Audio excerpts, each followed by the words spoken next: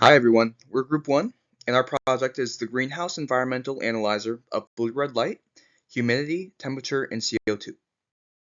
This is our group consisting of Maya Sosa, Paul Wiener, Lainer Suarez Colom, and Raul Gatorol Medina. Hi everybody, my name is Maya and I'm going to talk a little bit about the motivation and background of our project. So if you look on the right of the screen, there are some statistics from the National Agriculture Statistics Service from a 2022 census. So as of 2022, there were 30,000 farms in the US using greenhouses, and within those greenhouses, 839 million square feet were used for floriculture and 133 million square feet was used for food crops. This is an 118% increase in square feet of food crops from 2017 to 2022. So the motivation for our project really stems from this increased use of greenhouses in the US.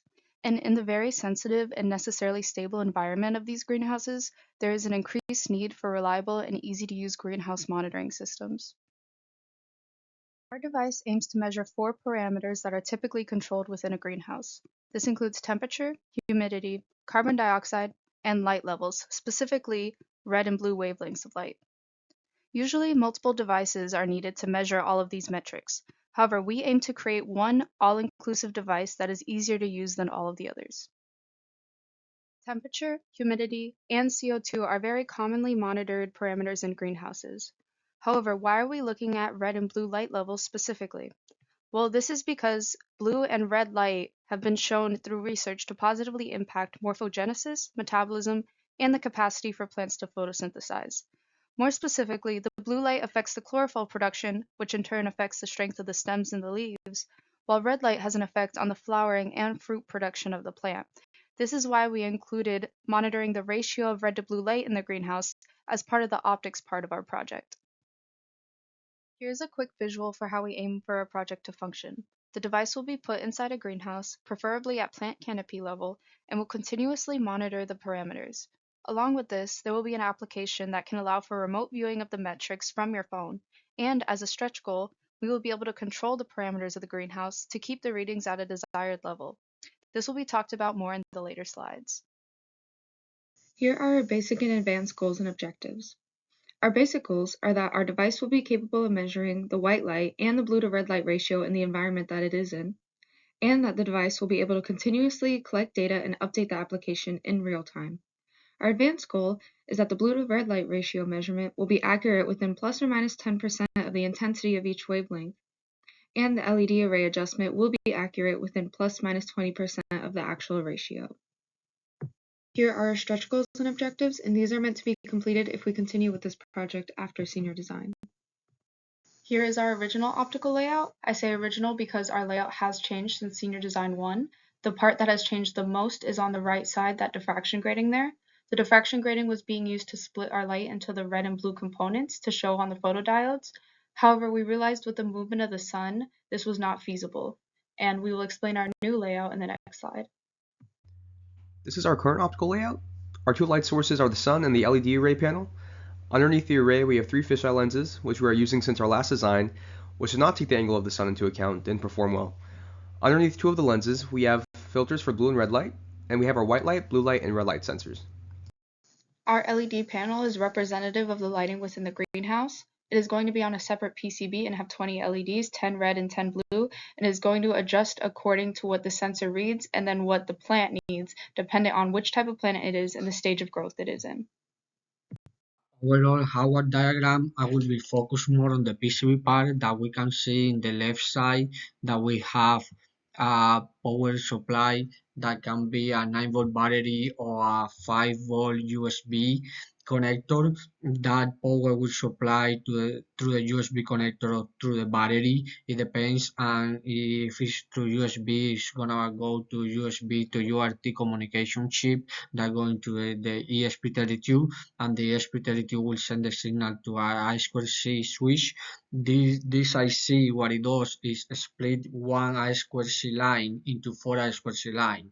Why do we need this? Because we have four sensors that they share the same I2C address. Since they share the same I2C address, we need to use different buses of I2C with this IC, and it do a really good job. We already tried it and it's working properly.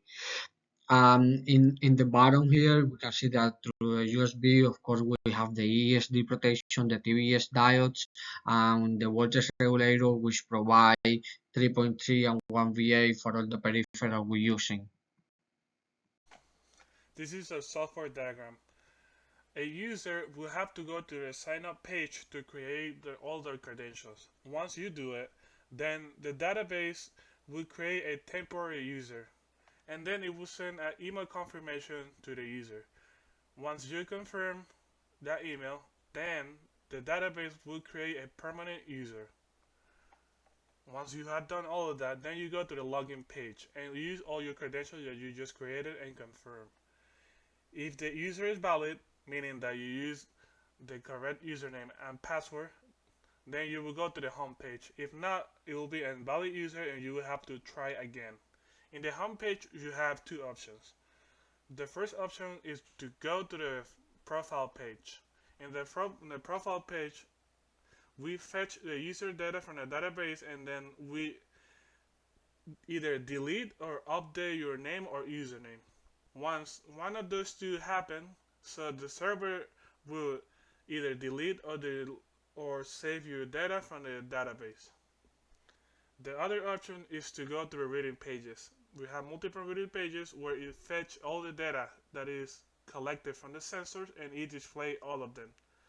And then you also have an option to go from all the pages to either log out or go back to the previous pages. This is our table of engineering specifications. Our first specification is that the device will have sensors that measure above 10,000 lux with a 10% accuracy. The second specification is that the blue and red LEDs will be able to adjust to the ratio set in the app within 20% of the ratio that is set in the app. And the last one is that the time between updates in the app will be less than 40 seconds.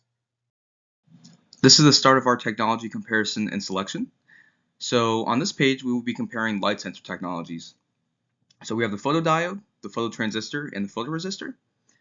We chose the photodiode because of its very cheap cost, its very fast response time, the fact that it has a linear relationship with its values, and the fact that the current is what is being measured, which is what has the linear relationship with the values.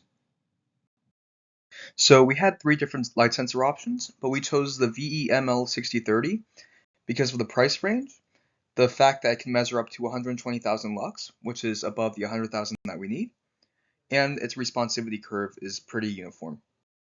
So there are four different types of lenses that we can go with. For this design, we went with the fisheye lens. Our previous design went with the plano convex lens, but because we need an 180-degree field of view, we went with the fisheye.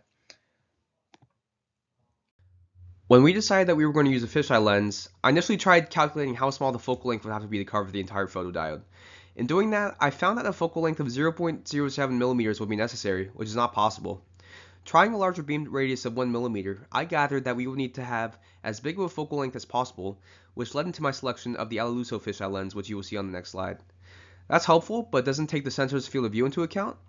Given that the photodiode has a field of view of 110 degrees and that the back end of the fisheye lens has a diameter of about 11 millimeters, I used trigonometry to determine that the lens would need to be 3.5 millimeters away from the photodiode so that all the light leaving the lens would be captured.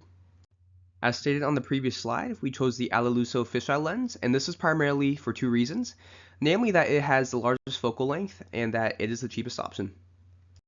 Here are two different filter types, dichroic and absorption. Our original design was dichroic, but since we're not using that design anymore, we're going with absorption. Absorption filters are much cheaper. They're not angle dependent, which is great for our design. They have the possibility to fluoresce, but we're not super concerned about that based on the filters that we have.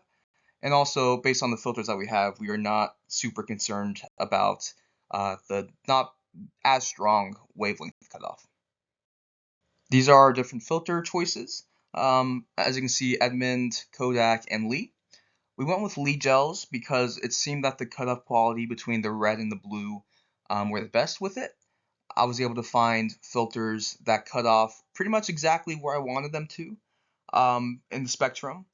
So you can see the blue is very contained within the blue, and the red is pretty relatively contained within the red. and that was better than any other filter we could get for the price range. And so that's what we're going with. We had three possible CO2 temperature and humidity sensors. We didn't go with the BME 688 because it only measures gas. It doesn't measure a specific gas, so there would be no way to tell between CO2 and other gases. We went with the SCD41 because it was cheaper than the SCD30, and it basically did what we wanted to do, so we were okay with this one. The voltage regulator, we focus on two most important technology, switching regulators and linear voltage regulator.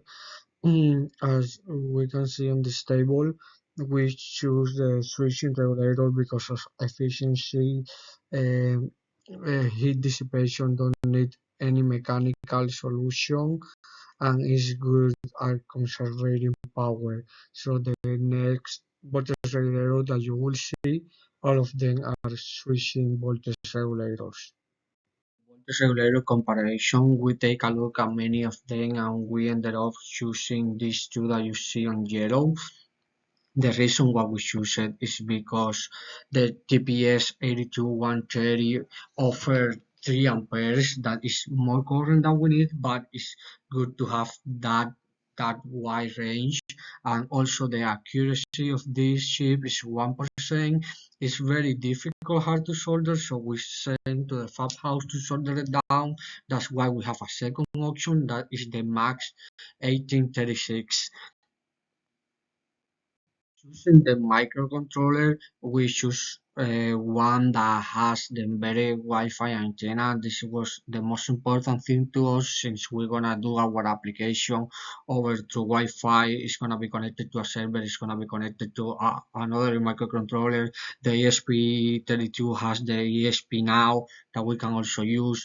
It needs maximum 250 milliampere if everything is working. It might use up to 350 milliamperes, but we can provide that current with the previous voltage regulator. One of the main reasons we chose it is also implementation. It's really easy since we have a lot of reference everywhere about the ESP32. The reason why we selected Wi-Fi as a way of communicating it was because we found a better range, a better frequency, data transfer rate, security, and also it supported many devices at the same time. The only drawbacks that we found was that power consumption could be high and also connection complexity could take longer as it requires network setup. We also decided to use Flutter as a way of creating our app because it supports both Android and iOS. Also, the programming language is Dart, which is really similar to Java, and we were used to it. It also has high performance UI and custom animations, which is really important for us when it comes to creating our app. The only drawbacks that we found was that it was the learning curve was really high, and also the app size was also high. For our database, we decided to use MongoDB. And the reason why, because it uses a document oriented, which is a JSON like. It is a non-SQL type. It has many benefits, and some of them were flexible schema and high scalability. We also found some drawbacks, which is limited support for complex transactions, and it is non-relational. We also found out that Heroku was the best way to host our server. It has an easy deployment and it scales automatically. Also, it is really good for web apps, startups, and prototyping. Also, it has a fair pricing since it is only $7 per month. The only drawback that we found was that it has a limited free tier and also cost increases with the more that you use it. This table compares different types of 3D printing material to determine what material we are going to use for our housing. We mostly looked at heat resistance, UV resistance, and moisture resistance because in a greenhouse there's going to be a lot of humidity and a lot of sun and heat. So we were between PETG and ASA. In the end, we went with ASA because although it has high toxicity while printing, we can print in the TI lab and its UV resistance was higher than that of PETG. Here's the table comparing the different light sources for our panel. We compared between LEDs, incandescent, fluorescent, halogen, and high-intensity discharge lights, which were the norm for greenhouses in the past. In the end, we ended up going with LEDs because of their high efficiency, long lifespan, low heat emission so they don't burn the plants, and the fact that they are relatively environmentally friendly. Since these LEDs are going to be used on our panel that we are using to represent the greenhouse lighting, we chose just generic LEDs from Amazon. An overview of the overall schematic. In the next slide, we're gonna go more in depth in different segments of this schematic. Here is a quick view to the schematic for the voltage regulator. You can see here that we have three. One of them is do not place. This is just in case the 3v3 fail. So we can provide 3v3 will shut it down a simple voltage regulator. All the footprints here are really big and easy to solder. On the bottom left corner, we can see the USB connector. In the bottom also we can see the TVS diodes. In this page, we can take a look at the microcontroller and the button implementations, a LED that will show us if every power is good in the PCB. It will turn on, and in the bottom left corner we saw the sheet that I was talking about, the IC who has the enter one square line, and it came out with with four square line to communicate with all the sensors who has the same square address. Sensor out interface and the USB to UART schematic. For the PCB stack up, we choose 4 layer, two for signal, top and bottom, and ground and power in the middle. In the right side, you can see the power distribution network for this PCB. Here what you seeing is the signal layers, the top on the left, the bottom on the right. As you can see, a lot of components are close to one corner. This is because the sensor needs space on the PCB. All the components are placed on the top layer. So in the bottom layer, we only have connections. Look to the power distribution network where we can see the switch in the top that will communicate to the power in real depending which power are we using. We're using 9 volt or USB. Depending the position of the switch is gonna provide it to the whole PCB the powering. This is our software design UI. This is how we handle user data. So first, we could go to the login page. As you can see, you have to prompt your username and password. We also have a forget password in case you forget your password. We also have a sign up page. This is our sign up page or register page. So as you can see, we have a full name, email, username, and password requirement in order for you to register a new user. This is our reset password page. So as you can see, it says if you have an account with us, you'll receive an email to change your password. And then this is our profile page. As mentioned before, you will be able to update your name, update your username, or delete your account. This is how we handle all the readings from our sensor. In the first picture, we have a sidebar that's going to help us navigate through all the pages from our app faster. Then we have a home page or landing page, and the first page that we find is an analyzer of blue to red light. The next feature we could see how we analyze all the lights collected from our sensors, and we could also see we are trying to achieve a actual rate versus a desired rate. Then we have a temperature readings page, and next it is how it looks, how we collect the CO2 data, temperature data, and humidity data. Now we show you the LED controller and how to set thresholds for the user to get notifications.